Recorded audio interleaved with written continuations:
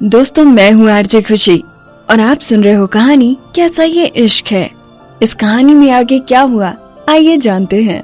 आपने जो किया वो सही नहीं है mister Sanjay. Arpita living room में चिल्लाने लगी। हालांकि उसने जैसे ही लिविंग रूम में अपने आसपास देखा, वहाँ कोई नहीं था। ये सोचते हुए कि वो लोग कहाँ गए होंगे, अर्पिता डाइनिंग रूम में गई। जब वो डाइनिंग रूम में पहुंची, उसने देखा कि बाप बेटी की जोड़ी अपनी अपनी जगह पर बैठी हुई है और डिनर का इंतजार कर रही थी।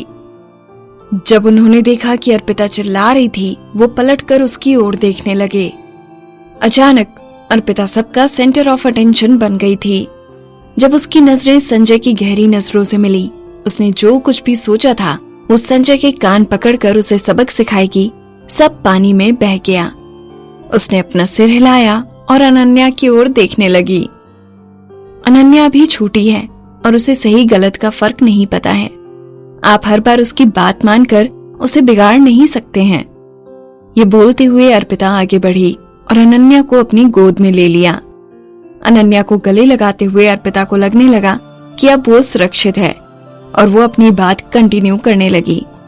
क्या पता कल को रास्ते पर चल रही किसी भी औरत को आपको किस करने को कह दे, क्या उसे भी जाकर किस करेंगे? संजय थोड़ा चिढ़कर अर्पिता की ओर देखने लगा। संजय के यूं देखने भर से ही अर्पिता के रोंगटे खड़े हो गए थे। मैं तो सिर्फ एक उदाहरण दे रही हूँ, क्या पता हो जाए या ना हो। संजय अर्पिता की बातें सुने जा रहा था।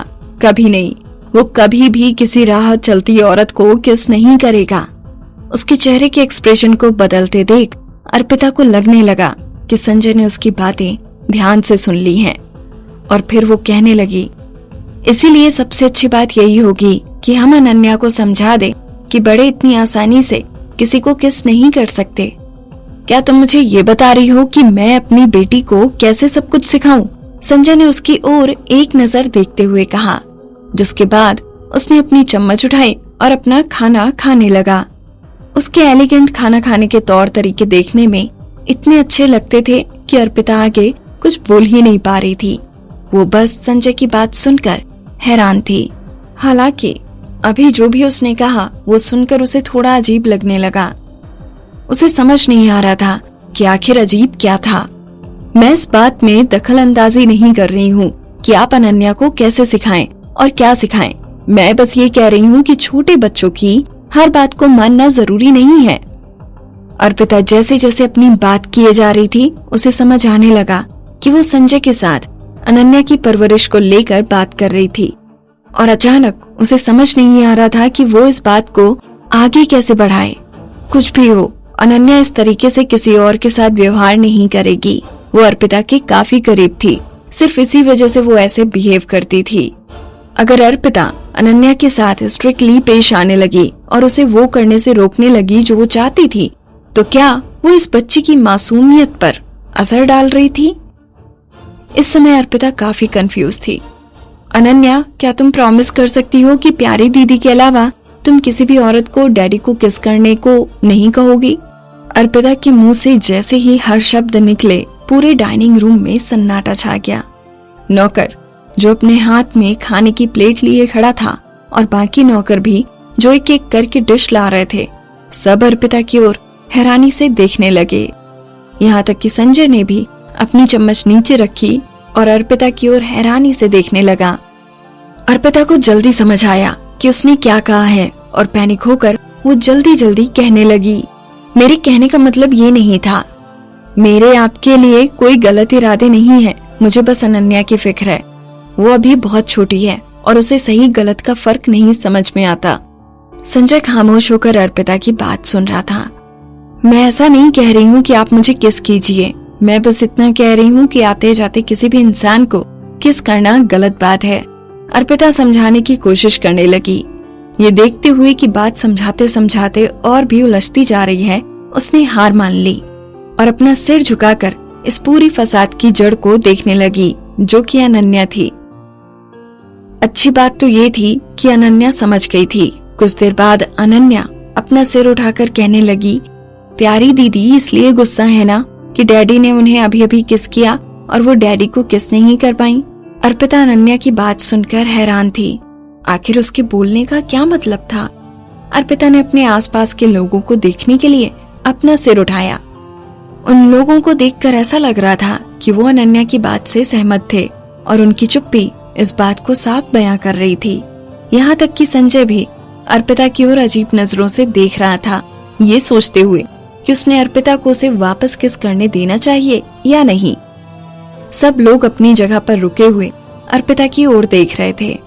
अर्पिता की बॉडी बर्फ की तरह जम गई थी। बहुत जल्दी अनन्या अर्पिता की गोद से उतरकर भागते हुए संजय के पास गई और उसका हाथ पकड़कर उसे अर्पिता के सामने लाकर खड़ा कर दिया।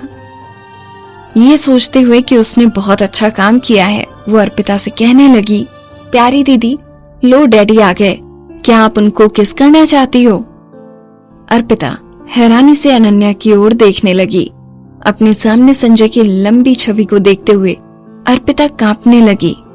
वो इतनी डरी हुई थी कि वो अपनी जगह से गिरने वाली थी।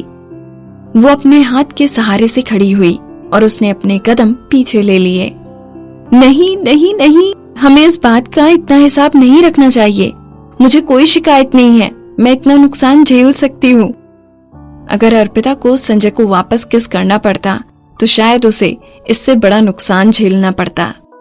अर्पिता बेचैन होकर मन ही मन खुद को कोसने लगी और उसने अपने कदम पीछे लिए।